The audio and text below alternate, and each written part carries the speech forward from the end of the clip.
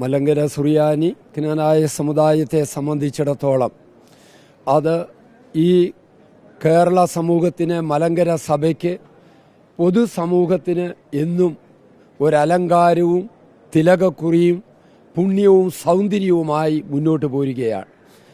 കാലാകാലങ്ങളിൽ അതിനുള്ള മെത്രാപ്പൊലീത്തന്മാര്, വൈദിക ശ്രേഷ്ഠര്, അൽമായ പ്രമുഖര് വലിയ നേതൃത്വം നൽകിയിട്ടുണ്ട്. അത് മന്ത്രിമാർ, എം പിമാർ, എം എൽ എമാരാകട്ടെ, അതുപോലെ തന്നെ വലിയ ഫാക്ടറി ഓണേഴ്സ്, അതായത് വ്യവസായ വാണിജ്യ മേഖലയിലെ, കാർഷിക മേഖലയിലൊക്കെ വലിയ സംഭാവനകൾ നൽകിയ ഒരു സമൂഹമാണ്. അതിലിപ്പോൾ ആഭ്യന്തരമായിട്ട് തന്നെ ചില പ്രയാസങ്ങളുള്ളതാണ് ഇപ്പോഴുള്ള ബുദ്ധിമുട്ട്. പുറമേ നിന്ന് യാതൊരു ശക്തിക്കും ഈ സമൂഹത്തെ ബലഹീനമാക്കാൻ സാധിക്കില്ല. കാരണം അത്ര ശക്തമായ ആത്മബന്ധവും മനസ്സിൻ്റെ ഇഴയെടുപ്പവുമുള്ള ഒരു സമൂഹമാണ്. അങ്ങനെ ഇഴയെടുപ്പമുള്ളപ്പോൾ തന്നെ പൊതുസമൂഹത്തെ എപ്പോഴും കരുതുന്നവരാണ്.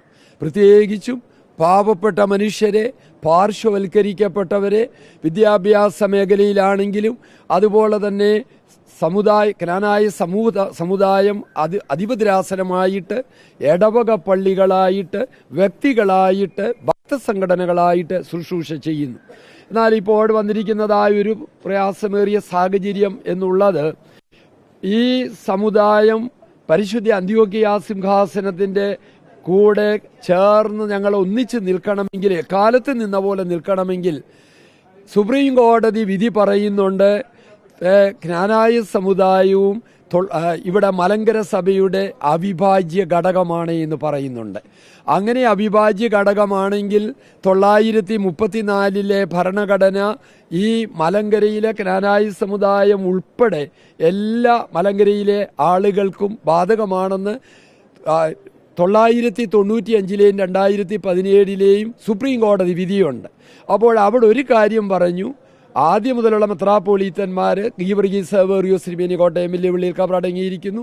എൻ്റെ ഇമ്മീഡിയറ്റ് പ്രീഡിസസറായ ഭാഗ്യസ്മരണാർഹനായ കൂബർനീതി ഹാക്കിമോ ഓർ ക്ലീമീസ് ഇബ്രഹാം വലിയ മെത്രാപ്പൊലീത്ത തിരുമനസ് അന്ന് ഡൽഹിയിൽ പോയി കോടതിയിൽ കൃത്യമായിട്ട് വളരെ ടവറിംഗ് പേഴ്സണാലിറ്റീസ് ആയിട്ടുള്ള ലീഡിംഗ് ലോയേഴ്സിനെ വെച്ച് കാര്യങ്ങൾ ബോധ്യപ്പെടുത്തി കോടതിയെ. ഞങ്ങൾക്ക് 934-ലെ ഭരണഘടനയാണ് ഇവിടെ സംസാരിക്കുന്നെങ്കിൽ 1882 മുതൽ തുടങ്ങി 912-ലും 18-ലും തുടർന്നും വളരെ ഭേദഗതി ചെയ്യപ്പെട്ട ഒരു ഭരണഘടനയുള്ളവരാണ് ക്നാനായക്കാർ. ഞങ്ങൾ എന്തിനാണ് 34-ലെ ഭരണഘടനയെ അംഗീകരിക്കേണ്ടത് ആവശ്യം? അതിനു മുമ്പ് തന്നെ ഞങ്ങൾക്ക് ഭരണഘടനയുണ്ടല്ലോ എന്ന് പറഞ്ഞപ്പോൾ കോടതി പറഞ്ഞു, ഞങ്ങൾക്കപ്പോൾ മറ്റെന്താ പറയാനുള്ളത്, നിങ്ങളുടെ ഭരണഘടനയനുസരിച്ച് പൊക്കൊള്ളുക എന്ന് പറഞ്ഞു. അപ്പോൾ ഈ ഭരണഘടനയനുസരിച്ച് മുന്നോട്ട് പൊക്കൊണ്ടിരിക്കുക.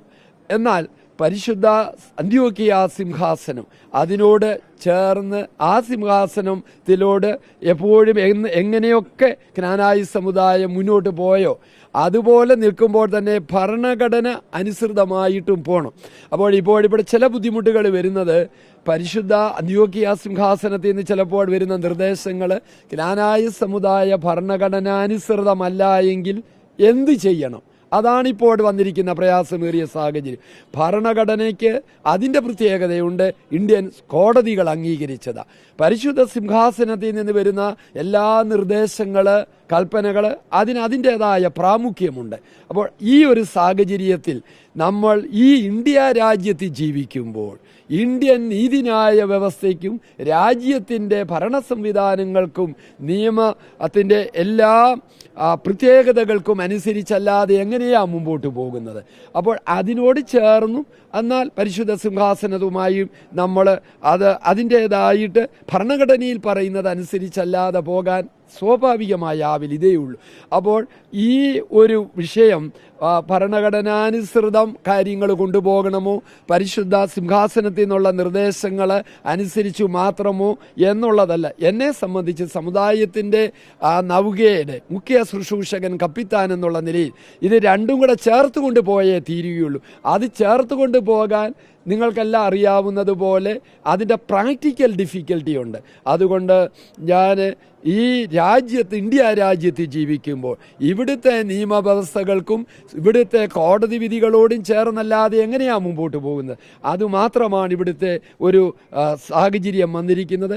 ഈ കഴിഞ്ഞ ദിവസത്തിൽ ചില നിയന്ത്രണങ്ങളും ചില പരിശുദ്ധ സിംഹാസനത്തിൽ നിന്ന് ചില കാര്യങ്ങളൊക്കെ നിർദ്ദേശങ്ങളൊക്കെ ഉണ്ടായത് നിങ്ങൾ അറിഞ്ഞു. ഞാനല്ല പോയത്. ഇത് ഞാൻ ജനങ്ങളുടെ പ്രതിനിധി, ജ്ഞാനായ സമൂഹത്തിൻ്റെ പ്രതിനിധി എന്നുള്ള നിലയിൽ അൽമായരായ ആളുകൾ, ദൈവജനം ചിലർ കോടതിയെ സമീപിക്കുകയും അപ്പോൾ കോടതിയിൽ പരിശുദ്ധ സിംഹാസനത്തിൽ നിന്ന് വന്ന കൽപ്പനകളും നിർദ്ദേശങ്ങൾ ഇപ്പോൾ സ്റ്റേ ചെയ്യുകയും ചെയ്ത ഒരു സാഹചര്യവുമുണ്ട്. അങ്ങനെയാണ് ഇപ്പോൾ നിൽക്കുന്നത്.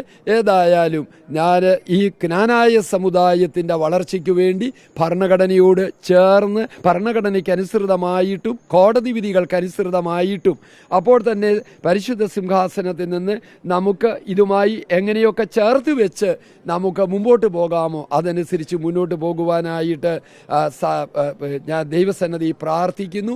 എന്നാൽ ചില ധാരണ പെശക് പലപ്പോഴും ഉണ്ടാകുന്നുണ്ട്. അതാണ് സത്യം. പരിശുദ്ധ സിംഹാസനത്തിലേക്ക് നമുക്കറിയില്ല, ആരൊക്കെയോ പറഞ്ഞ് ഞാൻ ജ്ഞാനായ സമുദായ മെത്രാപ്പോലീത്ത സെവേറിയോസ് കുറിയാക്കോസ് നാമമുള്ള ഞാൻ അവിടെ സിംഹാസനത്തിൽ നിന്ന് വരുന്നതായിട്ടുള്ള ആ നിർദ്ദേശങ്ങളെ അതേപടി പാലിക്കുന്നില്ല എന്നുള്ളതോ എന്തോ നമുക്കതറിയില്ല. എന്നാൽ നമുക്കത്രയുമേ ഉള്ളൂ.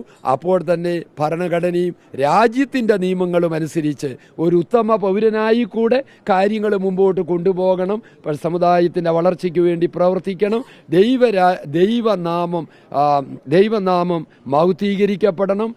ഈ ജ്ഞാനായ സമൂഹത്തിൽ കൂടെ പൊതുസമൂഹത്തിന് നന്മയും അനുഗ്രഹവും പ്രത്യേകിച്ചും ബലഹീനന്മാരെ ശക്തിപ്പെടുത്തുന്നതിനും പാപപ്പെട്ട മനുഷ്യർക്ക് വേണ്ടി അവർക്ക് കൈത്താങ്ങലായിരിക്കുവാനും ഞങ്ങളൊക്കെ ദൈവത്തോട് പ്രാർത്ഥിക്കുന്നു. അതിനുവേണ്ടി പ്രവർത്തിക്കാം. അനേകം വ്യത്യസ്ത മീഡിയകളുടെ പ്രതിനിധികളാണ് നിങ്ങൾ. നിങ്ങളെയൊക്കെ കാണുമ്പോൾ നിങ്ങൾ വഴി ഞങ്ങളുടെ ജ്ഞാനായ സമൂഹത്തിന് അത് നിങ്ങൾ കൂടെ അതെല്ലാം അനുഗ്രഹവും നന്മയുമായിട്ട് ഞങ്ങൾ ഒത്തൊരുമിച്ച് ഒറ്റ ചരടിൽ കോർത്ത മുത്തുമണികൾ പോലെ മുന്നോട്ട് പോകുവാൻ നിങ്ങളുടെയും പ്രവർത്തനത്തിന് ഞങ്ങളുടെ കൂടെ നിൽക്കണമെന്ന് സ്നേഹത്തോടെ പറഞ്ഞുകൊണ്ട് നിങ്ങളൊക്കെയും ഞങ്ങളാരും പറയാതെ ഇവിടെ കടന്നു വന്ന് ആ സ്നേഹത്തിൻ്റെ അനുഭവം പങ്കുവെച്ചതിന് നിങ്ങളെയും വ്യക്തികളായിട്ടും സമൂഹമായിട്ടും നിങ്ങളെയും നിങ്ങളുടെ കുടുംബങ്ങളെയും നിങ്ങളുടെ ചാനലുകളെയും ദൈവം അനുഗ്രഹിക്കട്ടെ എന്ന് പ്രാർത്ഥിക്കുകയും ചെയ്യും.